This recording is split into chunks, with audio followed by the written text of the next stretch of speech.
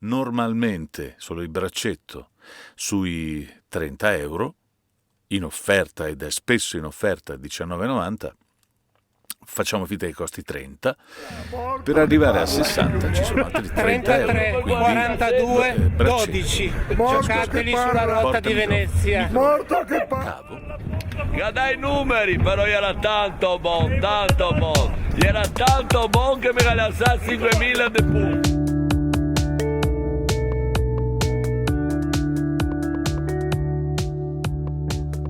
Ce la tiriamo tantissimo. Sì, perché quando abbiamo fatto investimento su investimento, a un certo punto noi cominciamo a dire, la mia voce non la metterò mai su un microfono così scadente. 60 euro mi danno, mi manca la R per fare, 60 euro mi danno il braccetto e un cavetto, un antipop, questo qui con doppia calza a rete e stai su, non rompere le balle. E un microfono che suona come una... così, proprio, adesso io l'ho collegato qui, il suono di questo microfono è questo. Ma non è che poi, se io ti apro l'U87 che glielo metto di fianco, che è questo? Eccolo, l'U87. No, vabbè, c'è differenza, è un'altra roba. Però non è che uno si metta lì a dire... Ma scusa, io facevo questo ragionamento, poi mi correggi se sbaglio, no?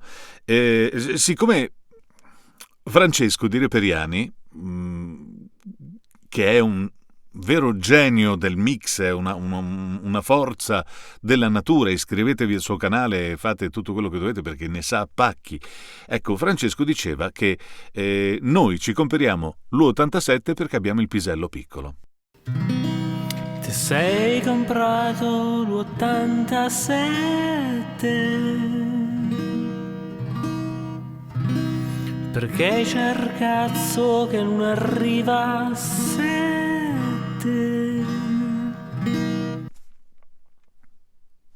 L'ha detto lui, probabilmente ha ragione, io non sto a misurarmi lì sotto e neanche a fare confronti perché non vorrei mai farvi fare brutta figura, però in realtà io l'ho comprato perché pensavo semplicemente di darmi delle arie. Sì, ce l'ho, quindi io posso lavorare ovunque e quindi ho comprato la scheda audio, ho comprato il microfono, ho comprato tutti i plugin e adesso vuoi che mi metta a lavorare con il Tonor? Ma figurati. Ecco, questo è il Tonor da solo. Però stavo facendo questo pensiero, questo ragionamento. Allora, se tu hai un gruzzoletto per cominciare a fare questo lavoro e farti il tuo home studio, dov'è meglio che investi? Solo nel microfono e ti spendi 2000 euro, 1000 euro, quelli che sono solo nel microfono, oppure invece parti dalla scheda audio e ti prendi una scheda audio con le contropalle, per esempio la UAD Apollo, come quella a cui abbiamo collegato questi due microfoni, per esempio, e poi non è finita, perché con la UAD puoi fare questa cosa, gli metti un plugin tipo nell'Unison che ha questo preamplificatore che emula i preamplificatori veri e propri. La differenza non stiamo a discutere del sesso degli angeli, attiviamolo e vediamo se effettivamente accendere un preamplificatore su un microfono Tonor mi consente di avere un suono un po' diverso o magari più accessibile diciamo a un livello professionale, ok? Vabbè, questo è il Tonor con l'Unison attivo. Lo sposto un attimo di qua. Siccome questo microfono ha ancora un rumore di fondo un po' forte, perché ce l'ha, non c'è niente da dire. Ce l'hanno anche altri microfoni migliori di questo, perché se prendi un MXL 990 spendi, anziché 15, dunque 90 euro ti danno solo il microfono, qui invece con 90 euro ti rimane anche da farti la pizza, perché ti danno l'asta, il microfono, il cavo, l'antipop, il supporto, tutto, quindi qui con 60 euro compri tutto. Allora, ora io attivo per togliere il rumore di fondo questo. Adesso è spento, lo vedi qui. Te lo spiego. Lo disattivo un attimo, tolgo tutto. Ok, l'ho attivato. Va bene? L'ho attivato. L'expander gate praticamente è la porta, il noise gate. In pratica, quando tu lo attivi, gli dici che da sotto una certa soglia non deve far sentire niente. Chiude le porte e non si sente più il fruscio. però deve essere molto veloce ad agire e a tornare indietro, quindi gli dico as fast as possible, più veloce possibile. Poi gli dico di usare come tipo, ti consiglio questo qua è il Solid State Logic Legacy, che fa parte delle schede audio già dentro nei plugin che vengono offerti, e gli fai entrare poco segnale, non troppo, perché altrimenti questo non riesce a lavorare bene e sente sempre segnale, quindi senti degli strappi e non è bello, deve essere molto delicato. Userò solo questo di questa magnifica channel strip, e poi allargo il range expand. Senti che non c'è più niente sotto? Il problema è che se è troppo elevato, a un certo punto potrebbe anche cancellarti un po' di suono? No, non cancella quasi niente. Cioè, sono i respiri. Senti che un po' li mangia, non è bello. Quindi, dato che un po' di rumore di ambiente non fa schifo anche in una lettura di un audiolibro,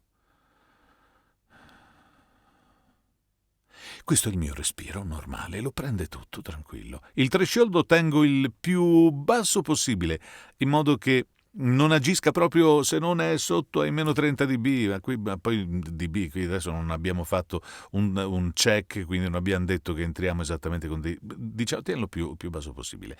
E usa l'EX perché è il più delicato di tutti, fra tutti questi. Ok, ora che ti ho detto come fare con i due plugin, attivo gli stessi identici plugin Power anche sul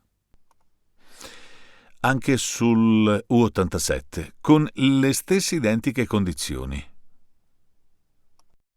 Accendo il Neve e poi gli accendo un SSL Legacy, eccolo qua, che dovrò chiaramente gestire in modo leggermente diverso. Perché? Perché l'87 ha meno rumore di fondo, quindi è un pelino più pulito, a 12 dB di self noise se non sbaglio.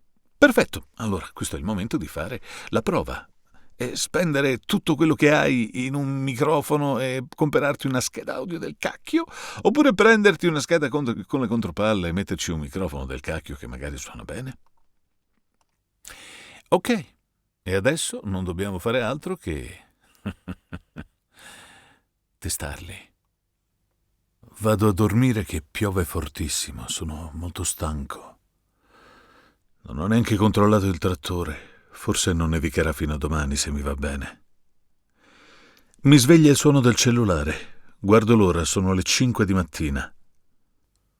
Non mi deve essere andata bene dopo tutto.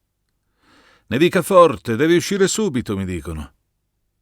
Faccio per accendere la luce, ma non c'è corrente, andiamo proprio bene.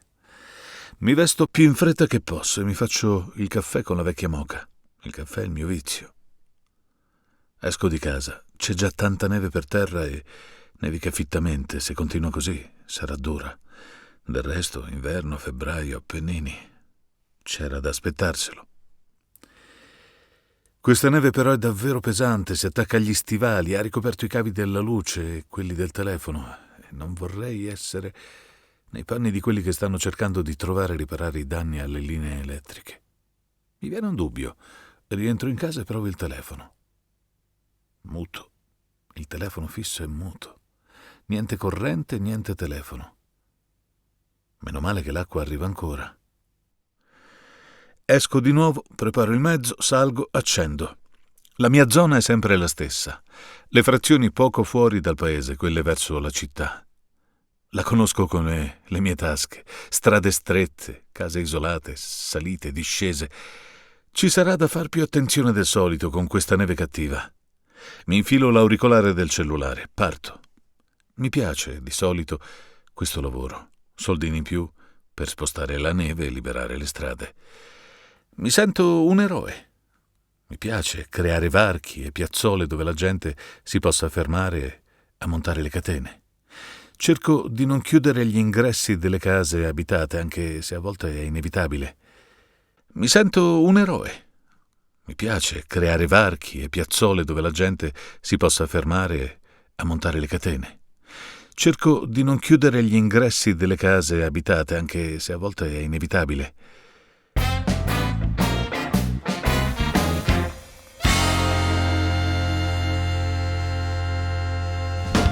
Il miele è in realtà l'unico alimento che ha una durata di conservazione eterna. Infatti gli archeologi in Egitto hanno scoperto vasetti di miele perfettamente sigillati, perfettamente conservati, sigillati in piramidi e cripte. Viene dato assieme al microfono. È un ottimo antipop, che fa parte però del braccetto, e quindi trovi anche nella versione solo col braccetto. Ha la doppia calza, è fantastico, no? Questo ha la doppia calza. È impossibile fare un pop su questo microfono con doppia calza e questo. Se riesci a colpire la capsula con questo, sei veramente un fucile. Pezzo di cuffia, guarda. La mia cuffia che perde pezzi. Cosa te ne pare?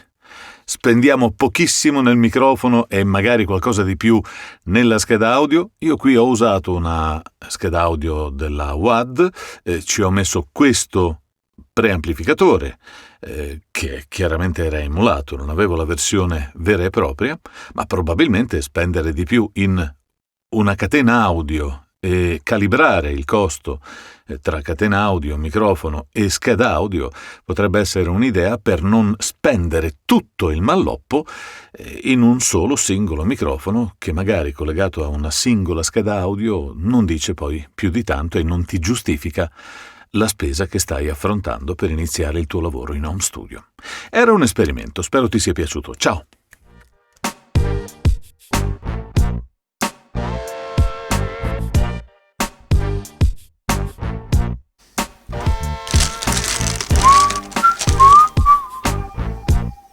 Me l'ho messa a pezzi. Solo che quando sono così il suono passa dall'altra parte, tiene meno, fischia di più, più facile che fischi, quindi. E allora eccoli qua, nuovi con la spugna, originali non lo so, non credo che siano originali. Vediamo un po' qual è la differenza. Beh sì, uno è schiacciato come nuovo e l'altro è un po' più piccolo. Cioè, questo qua è più nuovo. Sarà 1 millimetro o 2 più piccolo, mi sa. Vediamo, dunque.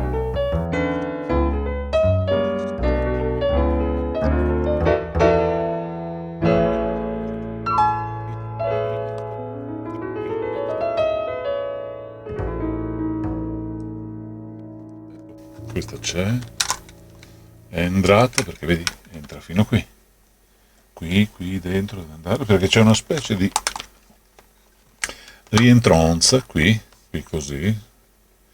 No, non la tiro via da qui perché se la stacco ho paura di rompere il filo. In sta maniera di tenere i fili di fuori, allora facciamo questo.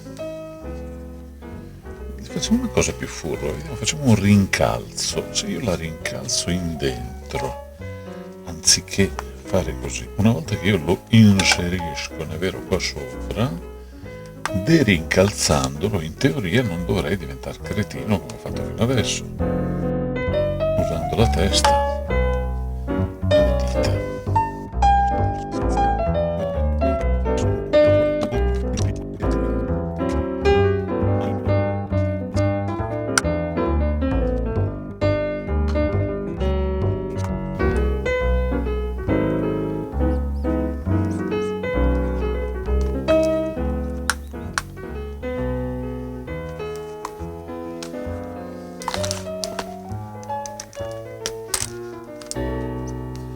Fantastico.